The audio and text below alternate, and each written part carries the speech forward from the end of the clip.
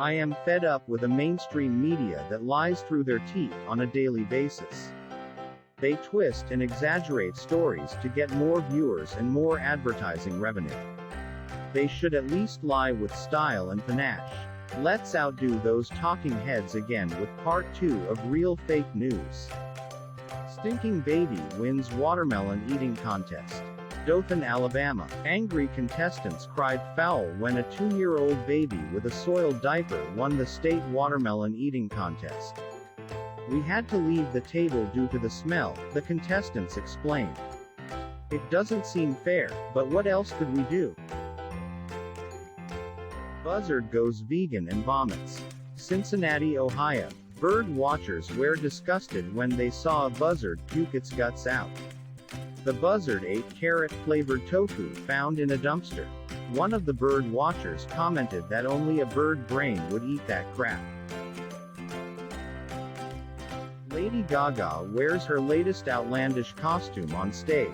San Francisco, California. Just when we thought Lady Gaga had worn every ridiculous costume imaginable, including her maggot-infested gown made from a slab of bacon, she outdid herself at last night's concert.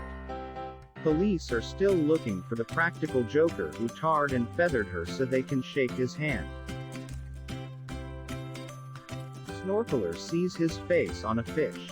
Key West, Florida. A near-sighted snorkeler almost drowned after seeing his face on a fish. Luckily, a lifeguard dragged the flailing snorkeler out of the water before he drowned. He told the snorkeler he must have seen his own face reflected in the goggles, because no fish is that ugly. Attorneys win liars contest by telling the truth. Washington, D.C. 2 prosecutors tied to win today's liars contest by reciting truthful transcripts of their lying arguments in court. As a result of their admissions, investigations were launched and 5,000 innocent defendants were released from prison. Preacher floats a Jesus balloon over the Capitol and almost causes Congress to repent. Washington, D.C. In a stroke of genius, a preacher named Elijah Robertson floated a giant Jesus balloon over the U.S. Capitol on Monday, hoping to make Congress repent. They didn't repent, Elijah said, but they did leave with sacks over their heads. Miraculous twister straightens girl's teeth. Liberal, Kansas. In a curious incident straight out of The Wizard of Oz, a dentally challenged teenager named Dorothy was sucked into a tornado and emerged with her braces ripped off and her teeth straightened. That's nothing, a man skinny as a scarecrow said. I had my staw yanked out by the same twister. I had to stuff it back in by myself because a cowardly lion was hiding in the barn and my Tin Man friend was sheltering from the rain. Ace detective deduces the length of a string. London, England. The country's most famous detective, Sherlock Bones, was challenged during a local TV interview to deduce the length of a string without a ruler. It's elementary, my dear Watson. He proudly explained, a string is twice the length from the center to one end. The astonished audience gave him a standing ovation for his brilliant detective skills. Doomsayer finally shuts his beak. Miami, Florida. After the sky didn't fall yesterday, Chicken Little began squawking about global warming.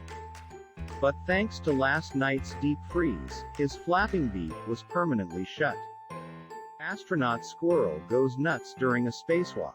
Cape Canaveral, Florida. The former astronaut squirrel named Bucktooth Rogers, who rocketed into orbit last year, came back to Earth completely bonkers. Sadly, he thought he was still weightless when he walked off a limb and crashed to Earth in a ball of crumpled fur. Midget ventriloquist and his dummy switch roles to fool the audience. Las Vegas, Nevada. The hottest new act in Vegas is a role reversal ventriloquist act where the midget sits in the lap of a large dummy. The audience howls with laughter and surprise when it is finally revealed which one is the dummy. However, critics of this cheap gig say the paying audience is the real dummy. Maniac snow skis backwards. Sugarloaf, Maine. An egocentric show-off got his comeuppance yesterday while skiing backwards down Death Slope. Rescuers were unable to peel him off the tree, so they used a chainsaw and logging truck to take him to the morgue. Barber arrested for pole dancing. New Orleans, Louisiana. An inebriated barber named Albert Shears was arrested last night on Bourbon Street while dancing on his barber pole and singing the Peppermint Twist.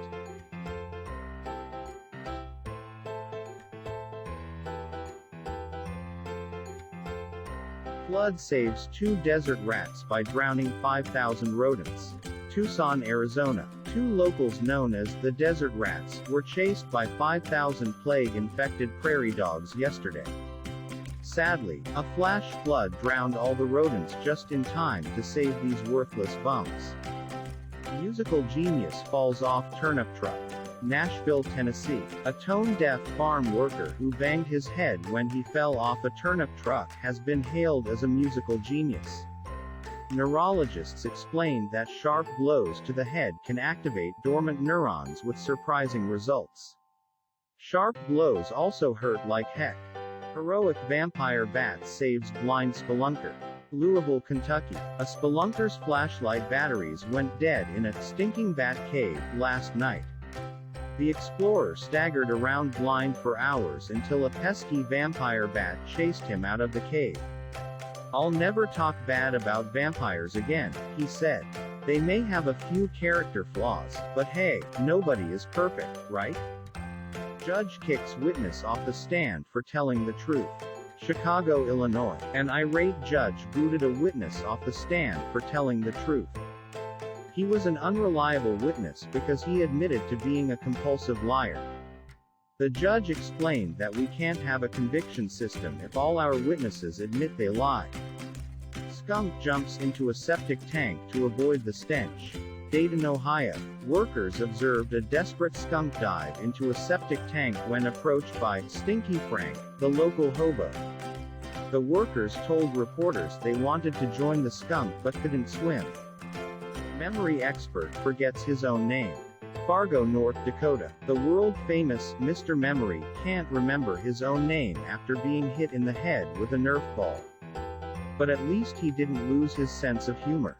When asked for his date of birth, he replies, "I don't know, nobody handed me a calendar when I was born."